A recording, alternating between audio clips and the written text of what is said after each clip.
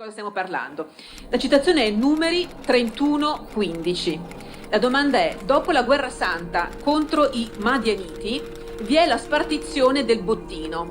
A Yahweh spettano buoi, agnelli e 32 vergini. A quale scopo?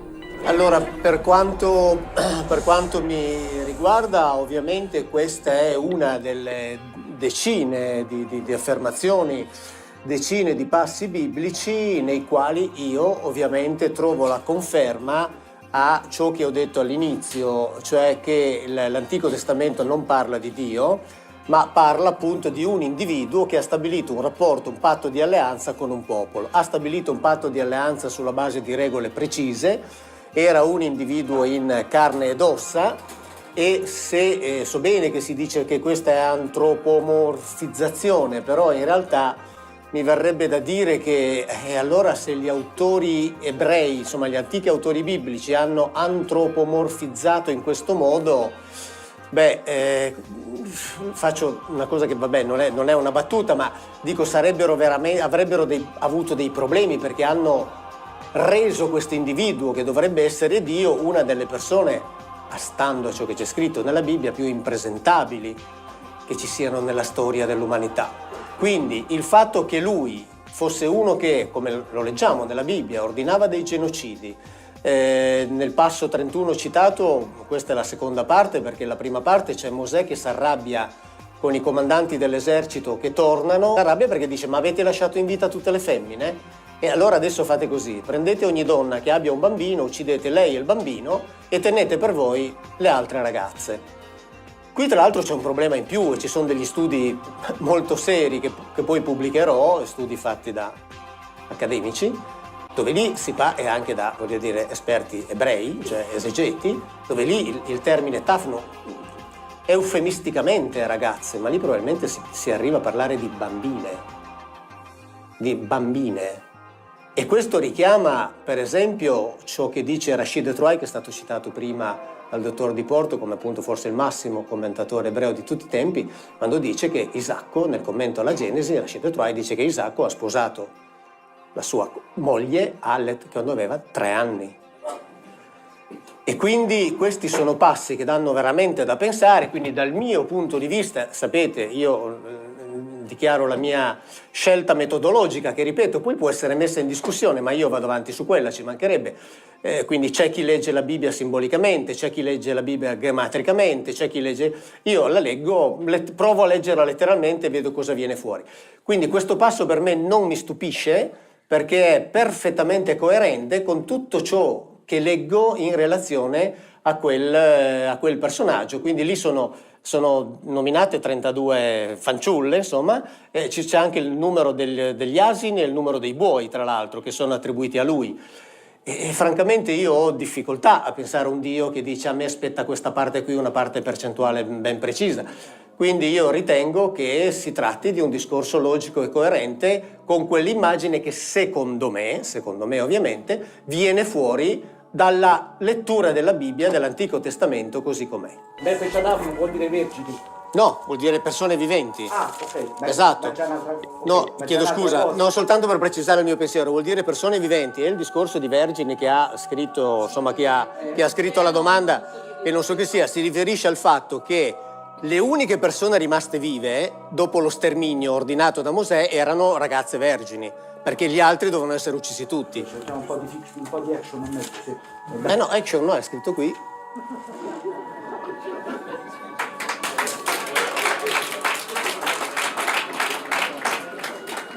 Cioè io ripeto,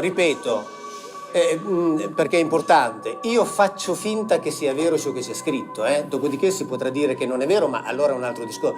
Però il mio metodo è questo qui e io provo ad applicare questo, quindi in risposta a questa domanda che è stata fatta, io dico: qui c'è scritto questo, leggo questo e altro. Io lo dico dal punto mio di vista, ripeto, non è il punto di vista della Chiesa, è il mio punto di vista. Io ho la possibilità di poter interpretare come voglio. No, non posso. Certo che sì, no, scusate. Non posso. Sta parlando dal tuo punto di vista. No, scusate, è un punto di vista, scusate, va rispettato, Cioè ognuno è libero di... Allora io dichiaro di leggere letteralmente lui dichiara di interpretare, van bene tutte e due, attenzione, bisogna... attenzione, Allora, ripeto, è il mio punto di vista e siccome sono una persona razionale e posso giudicare attraverso le sacre scritture e soprattutto attraverso anche una esegesi biblica, ho la capacità mentale di poter interpretare un testo o no? Questo l'ha già detto. Bene. Allora, Mauro Bilino quando parla, lui parla dal punto di vista storico e dal punto di vista di traduzione. La traduzione della Bibbia e soprattutto dei testi biblici, in questo caso ma anche in altri casi, lasciano sempre il dubbio dell'interpretazione e di colui che ha trascritto un testo biblico. Dio non ha bisogno di bestiame e voi sapete bene che nella tradizione ebraica, e qui abbiamo il rabbino, si portava offerte di sacrificio di agnelli, di buoi, di colombe, si portava sacrificio perché bambine, va bene, e c'erano anche nell'Antico Testamento, abbiamo tutti i dei che non avevano, erano statue vote, che portavano sacrifici umani, abbiamo anche nell'Egitto, passiamo l'oceano verso la civiltà Inca e la civiltà, ecco, e dunque si facevano sacrifici umani. Ma Dio non ha bisogno di questi sacrifici, è l'interpretazione sbagliata dell'uomo che ha portato a questo punto e sicuramente il testo è stato, come tante volte, tradotto in una maniera che ha fatto piacere in un contesto storico di quel tipo. È la mia interpretazione, ripeto. Grazie.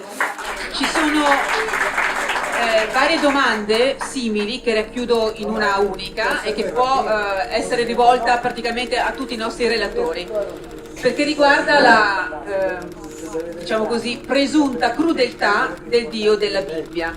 È Dio che chiede la guerra, un Dio che fa morire i popoli nemici, che spesso fa morire anche migliaia le persone che non gli obbediscono. Quindi come si può giustificare questo Dio, diciamo così, cattivo, vendicativo, se davvero può essere un Dio, una persona del genere?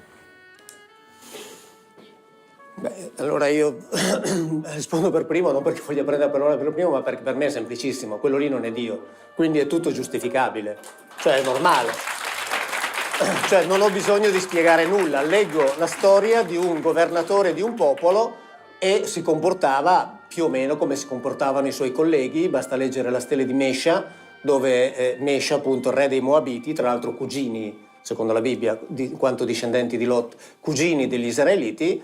Re Mesha faceva per il suo Elohim Kamosh, lasciamo stare il significato di Elohim perché altrimenti andiamo avanti settimane, quindi per il suo Elohim Kamosh esattamente ciò che gli Israeliti facevano per il loro Elohim Yahweh, eccetera. Quindi per me, cioè, non c'è bisogno di spiegazione, nel senso che è così perché non era Dio, questo ovviamente per me.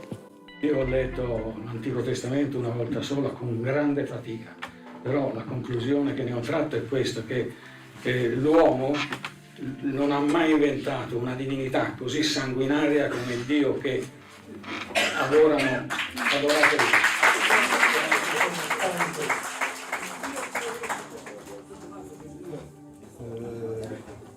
Nessun altro vuole intervenire? Sì, vi faccio una domanda a tutti voi. Vi faccio una domanda a tutti voi. Voi in quale Dio credete? Voi in quale Dio credete?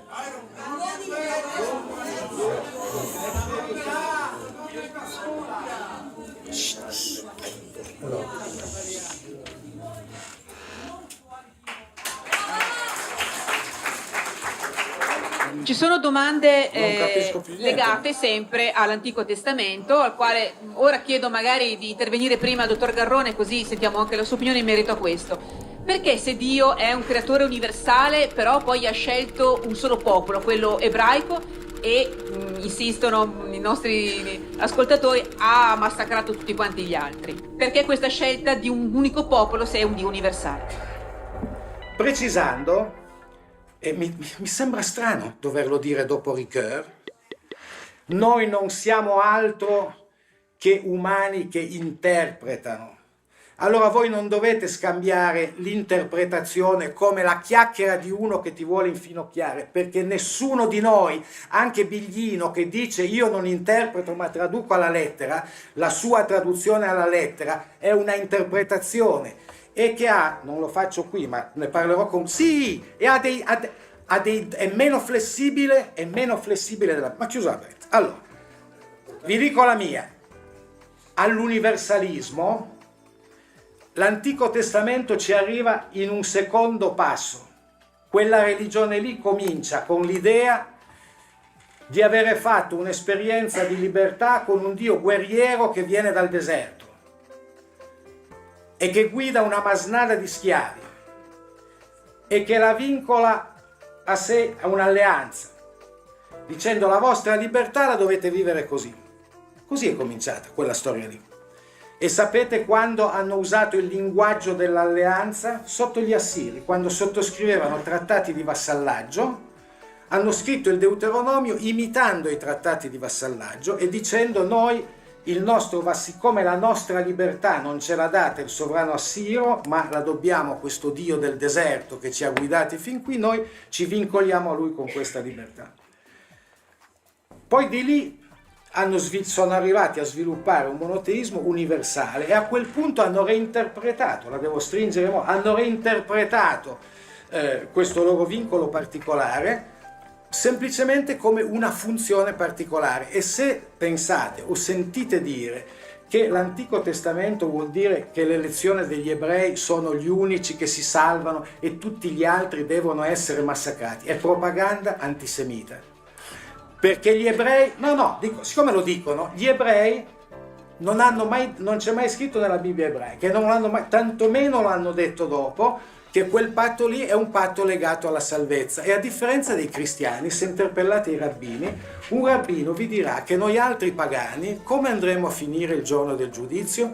Non ci verrà detto non hai osservato le 613 mitzvot o non hai creduto a questo o quest'altro, ci verrà detto c'era uno stato di diritto, un tribunale nel tuo paese, sì, sei stato politeista, no, sei stato pedofilo o incestuoso o assassino, no, ecco, entra e accomodati, cioè basta quel minimo di integrità, diciamo così, salvo il monoteismo, ma di quel timore di Dio e di quell'integrità morale che è del tutto indipendente dall'appartenenza al popolo di Israele e alla professione di una fede. Questa è la visione ebraica. Cosa? Lei ha mai aperto una pagina del Talmud? Nel Talmud c'è scritto che noi andremo all'inferno?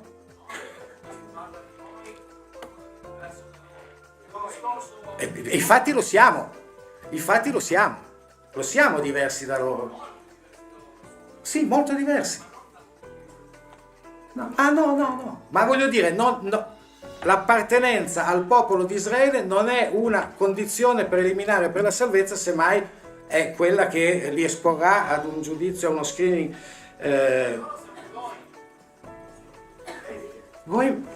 Goim bestie vuol dire popoli, nazioni, gentili. Goim non vuol dire bestie. Allora, che in tutti i gruppi sociali si possano usare dei termini in modo dispregiativo, sto parlando di noi. Io per esempio 50 anni fa ai miei paesi si diceva non penserai mica di sposare una cattolica, perché eravamo una minoranza in un clima che non era quello, ma lui sa tutto. Vivevamo in un clima che non è quello di oggi, chiusi in quello che era stato il nostro ghetto alpino, e allora è evidente che forse il mio bisnonno, quando diceva i cattolici, lo diceva con una accezione e con uno spirito diverso da come lo dico io oggi, e quindi posso capire che gli ebrei chiusi nel ghetto abbiano detto i goim là fuori ci vogliono male, correggete, smentitemi se non è vero. Allora, il popolo che quel Dio ha massacrato di più è il suo.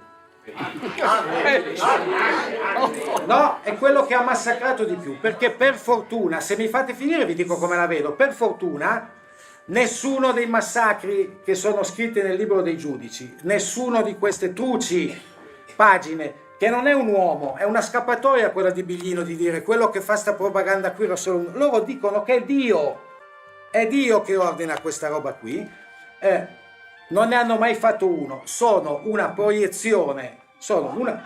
Sì, sì. Ah, voi Silenzio per favore. voi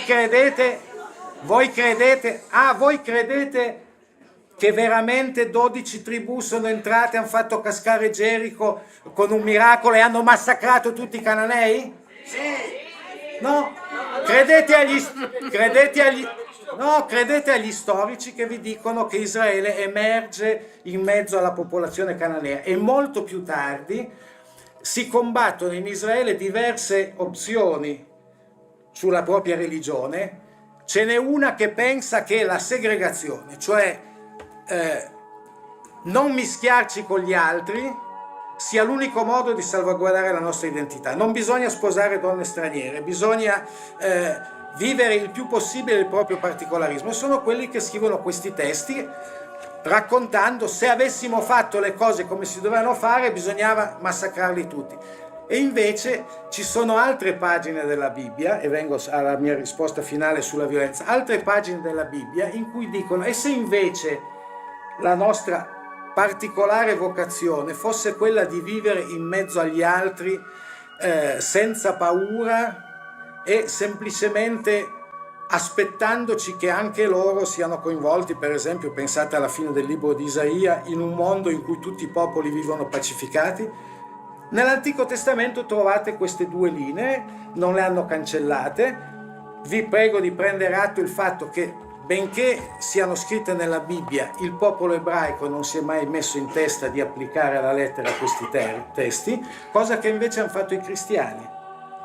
E chi ha rivissuto la grande epopea, chi ha pensato di rivivere i testi di Giosuè, sono gente della mia parte, che conquistava l'ovest degli Stati Uniti e che davano i nomi delle città bibliche pensando: noi che siamo fuggiaschi dall'Inghilterra per motivi di religione, troviamo qui la nostra terra promessa che è abitata da Cananei e Dio ce l'ha data, eccetera, eccetera. Quindi, tra l'altro, l'uso e l'interpretazione di questi testi riguarda molto di più noi che gli ebrei.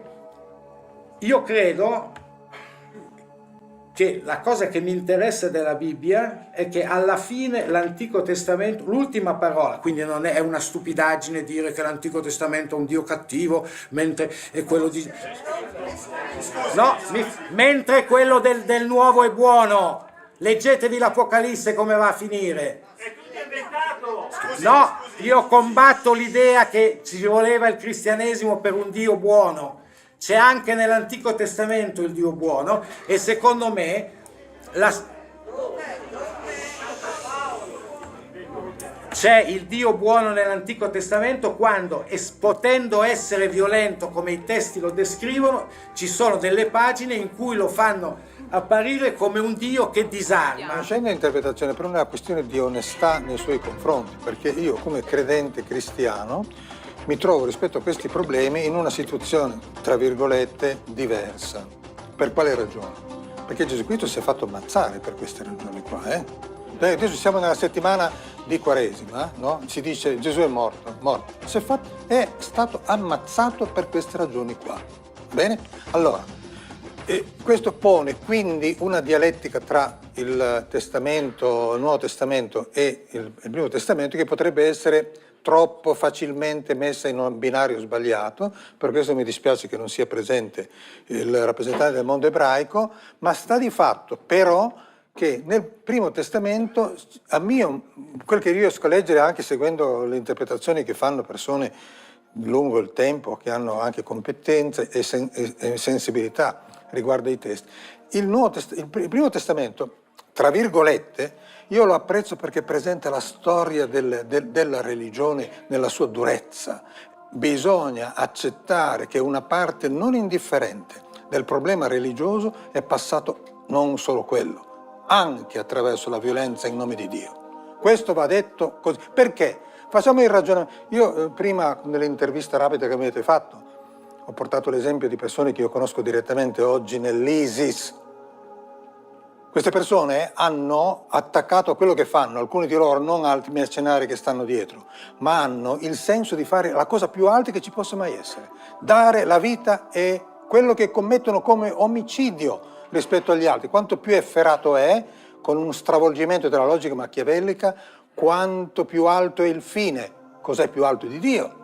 Quanto più alto è il fine, tanto più i mezzi ignobili vengono non solo giustificati, ma santificati. Questo è il nodo della questione religiosa all'interno dello... La Bibbia, nella sua durezza, contiene una lotta anche su questo.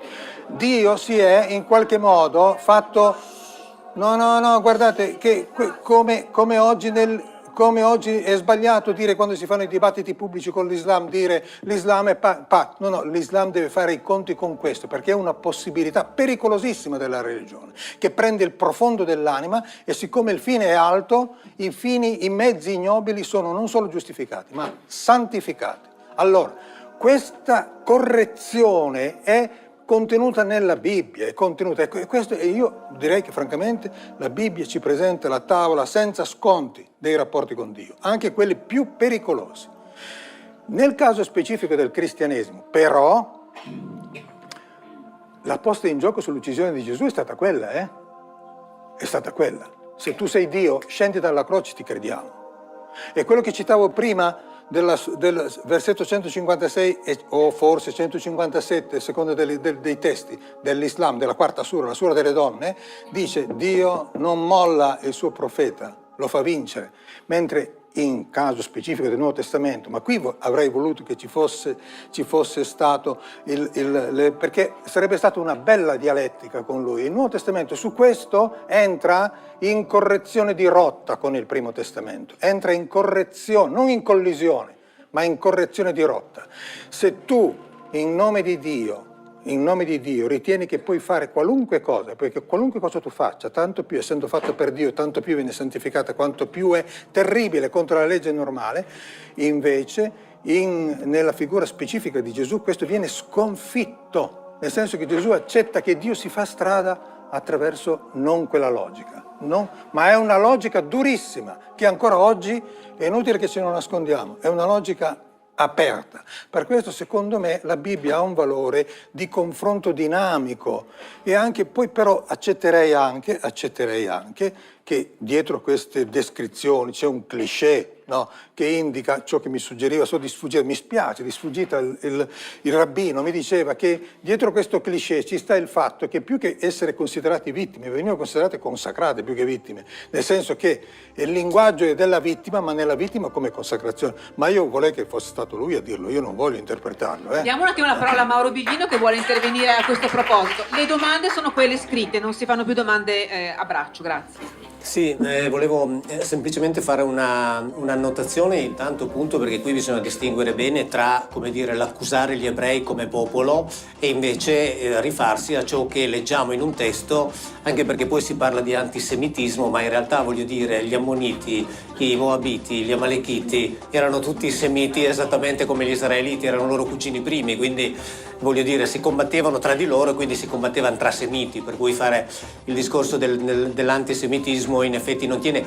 Quello che diceva adesso Don Hermis Gatti, giustamente, cioè la Bibbia prevede e ci descrive anche la parte più dura, no, della storia della religione. Prima ci si poneva anche il problema del male, no? E il problema del male è quello che viene da un lato legato al discorso dell'eventuale peccato originale, per cui è l'uomo che, no, attraverso appunto questa sua disobbedienza ha portato il male nel mondo attraverso il male e la morte. Oppure chi è l'origine del male è Satana, no? Perché se c'è Dio che è l'origine del bene, poi c'è Satana che è l'origine del male.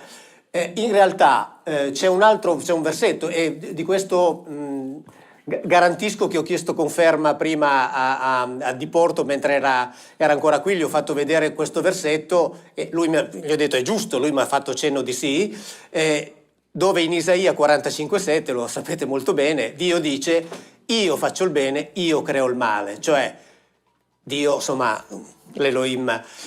Quindi lui dice io sono l'origine del tutto, no? Quindi anche porsi il problema dell'origine del male attribuendola a questo o quell'altro, si pone questo problema spesso dimenticando questa affermazione precisa che fa in 45,7 e quindi ecco il discorso appunto del male che c'è nella Bibbia è un discorso che secondo me non ha problemi in termini di spiegazione nel momento in cui ritengo che quell'individuo, quel personaggio di cui, insomma il protagonista, di cui parla la Bibbia fosse appunto il dio della steppa, insomma il dio del deserto, no? Quello come cita la Bibbia di Gerusalemme. È chiaro che se poi la Bibbia, e questo è scritto anche nella introduzione della Bibbia di Gerusalemme, quando dice che tutti questi testi sono stati montati, riscritti per sostenere una tesi religiosa, no? Lo scrive chiaramente la Bibbia di Gerusalemme, edizione 2013, quindi quella più aggiornata. Quindi un conto è che questo libro sia stato scritto e venga utilizzato per portare a Dio, altro conto è dire che Dio è proprio quello lì. Ecco, è questo che io non riesco ad accettare. Olam, che viene tradotto normalmente come eternità e che potrebbe invece essere inteso anche come invece lungo tempo. Definire un Dio eterno è cosa diversa da definire Dio che vive a lungo. Quindi c'è questa discussione sul termine Olam? Faccio velocissimamente, qui veramente mi dispiace che non ci sia Di Porto. Veramente mi dispiace perché ci avrebbe dato una parola, non dico insomma definitiva. Nel senso che, per esempio, non so, io leggo nei dizionari, per esempio, la cosa più eclatante che è difficile trovare in un dizionario, ma nel dizionario di ebraico e aramaico biblici della Società Biblica Britannica, al termine Olam, c'è scritto come prima cosa non tradurre con eternità. In una intervista che mi ha fatto un signore che è qui davanti e che ha intervistato Rav Riccardo Di Segni, l'ha intervistato su di me, vero? È andato a parlare col rabbino capo della comunità di Roma dicendogli che cosa dice quello là di Torino, che stupidaggini dice quello là di Torino. E quando gli hai fatto la domanda su eternità, e questo per fortuna è su YouTube, quindi non è interpretazione, lui ha detto ma chi è che dice eternità? Si tratta di un tempo di cui non si conosce la durata, cioè non si sa quando è iniziato, non sa quando è finito, ma non è eternità. E quindi in effetti leggendo la Bibbia anche a me non pare di trovare il concetto di eternità coerentemente anche con quello che per esempio c'è scritto poi nei dizionari americani, c'è scritto long time in the past in the future, cioè un lungo tempo sia nel passato che nel futuro, ma un lungo tempo è un concetto completamente diverso dal concetto di eternità. Quindi questo è ciò che penso io.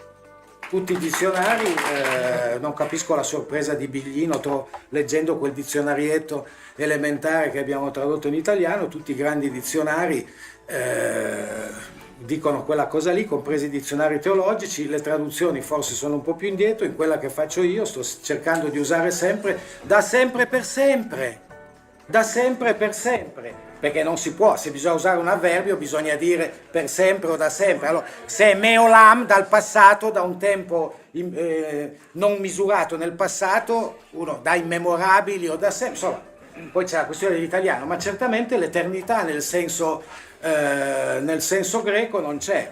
Nel passo di prima però non c'è scritto il bene e il male, c'è scritto che Dio fa shalom vara, cioè il benessere e il male. E quindi lì la domanda, ma non ho una risposta, è perché Biglino giustamente dice che non bisogna introdurre concetti greci nell'ebraico. Allora l'alternativa da Dio viene shalom e ra, shalom, questo è il termine che io traduco con benessere perché non è solo la pace, Da Dio viene Shalom e Ra, vuol dire il bene e il male nel senso morale e ontologico, oppure da Dio viene sia la benedizione, la vita che ti va bene o la disgrazia. Ma è una precisazione sul tema. Possibilissimo, No, d'accordo. appunto, però io mi chiederei questo. Sì, Tutto lì. è possibilissimo, sono assolutamente d'accordo, nel senso che nella concretezza di quel personaggio lui potrebbe anche aver detto in effetti tutto ciò che arriva di bene a voi deriva da me e tutto ciò che arriva di male a voi deriva da me. Sono assolutamente d'accordo, assolutamente d'accordo. Volevo soltanto spiegare la mia sorpresa, dottor Garrone. La mia sorpresa è che per la prima volta, cioè come dire, leggo in un dizionario non tradurre così, questa è la mia sorpresa. L'altra parte della sorpresa è che nelle Bibbie leggo sempre tradotto così, però.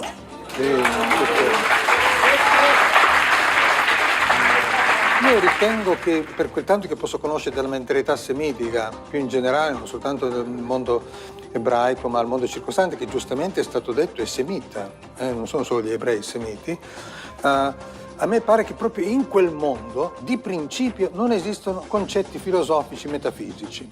Non esistono proprio. Esistono delle aperture in quella direzione, ma non esiste il concetto, ad esempio eternità. Ma tanto per ritornare alla tantissimo importante pagina del Genesi, no? Quando si dice in principio, ad esempio una delle traduzioni e delle discussioni che si sono fatte su quel testo, che lì fosse indicata la creazione dal nulla, che è un concetto metafisico, cioè non esisteva più non era niente prima e dal niente è stato fatto qualcosa.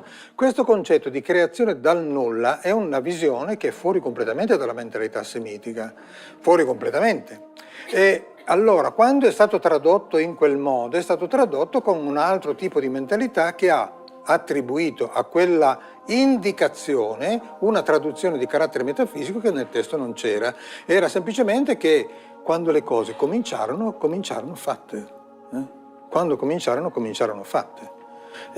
Allora, ma questo, è così anche il concetto di eternità o di immortalità, ad esempio, un concetto precarissimo all'interno del Primo Testamento, è il concetto, questi concetti astratti non esistono.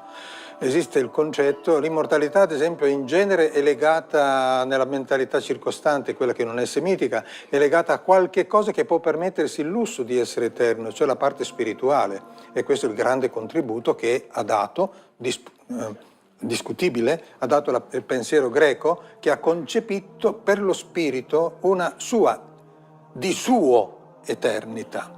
A prescindere da qualunque... Questo concetto, ad esempio, è attaccato abbastanza direttamente dalla mentalità della Bibbia, la quale dice invece che una immortalità del puro spirito è inconcepibile, deve esserci un'immortalità di vita, in cui corpo e anima sono in qualche modo devono essere coagenti. Ma l'immortalità del puro spirito è una delle cose che più ha suggestionato, ad esempio, la mentalità anche cristiana, direi enormemente, ad esempio dicendo che chi si dava ad una ascesi o ad un tipo di vita che coltivava soprattutto, coltivava l'anima, era nella linea della perfezione, mentre invece nella tradizione semitica la perfezione è nella linea del benessere complessivo dell'uomo, per cui se si deve pensare ad un'immortalità, l'immortalità è quella che contempla una condizione rinnovata di corporeità, ma non la esclude, mentre invece sappiamo che questo era tipico di quell'altro tipo di realtà.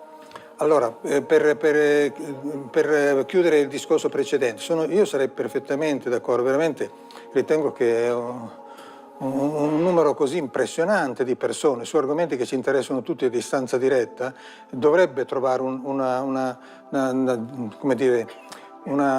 diastole e sistole, per cui non si finisce solo con queste battute che abbiamo messo qui davanti, ma si prende in mano le cose, ci si confronta seriamente. Se mai creerete delle possibilità del genere, ben lieto. Grazie. Riguardo Adamo, è uno di quei passi della Bibbia da leggere in chiave allegorica, evidentemente, perché ora sappiamo, no, come l'uomo è venuto sul pianeta, ma secondo la lettura biblica si può davvero parlare di creazione di Adamo? Adamo è stato fatto, che è una cosa un po' diversa. Quindi si trova d'accordo con Mauro Viglino?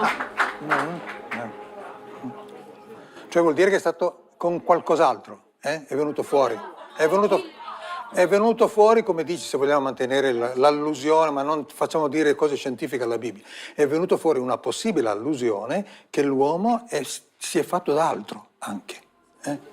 Si è fatto d'altro, non si è fatto con altro, quindi è venuto tirandosi dentro una storia precedente di tante cose che nella realtà si sono sviluppate.